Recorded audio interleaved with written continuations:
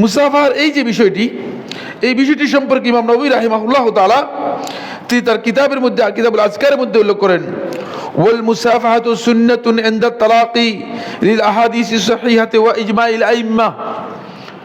সহিহ হাদিস দ্বারা প্রমাণিত হয়েছে মুসাফাহা ইনদা তালাকি, যখন একজন মুসলিম ব্যক্তি আরেকজন মুসলিমের সাথে সাক্ষাৎ হবে তখন মুসাফা করা হচ্ছে সুন্নাহ, এবং এটা সহিহ হাদিস দ্বারা প্রমাণিত হয়েছে। এবং এই উম্মতের আইম্মাহ, যারা আইম্মাতুল ইজতিহাদ, যারা মুজতাহিদ উলামায়ে কেরাম আছেন, তাদের সকলের ইজমা এই মাসআলার মধ্যে রয়েছে।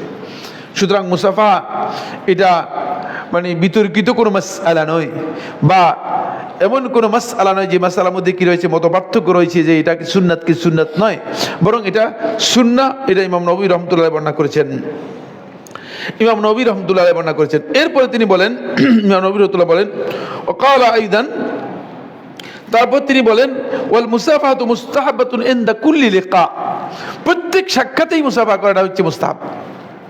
সুতরাং সাক্ষাৎ হলেই মুসাফা করতে পারবেন। অনেকে মনে করে থাকে যে সাক্ষাৎ হলেই মুসাফা করাটা সেটা সুন্নাহ। যেমন সাক্ষাৎ হলেই আপনি একজনকে সালাম দেওয়া সুন্নাহ, ঠিক সাক্ষাৎ হলেই একজনকে আপনি মুসাফা করবেন, এটা সুন্নাহ। এটা ইমাম নববী রাহিমাহুল্লাহ তাআলা সালাফদের আমল সাব্যস্ত করেছেন, বর্ণনা করেছেন, কিতাবুল আজকারের মধ্যে বিস্তারিত আলোচনা করেছেন। সুতরাং আপনি যখন সাক্ষাৎ হবেই তখনই আপনি কি করতে পারেন, মুসাফা করবেন।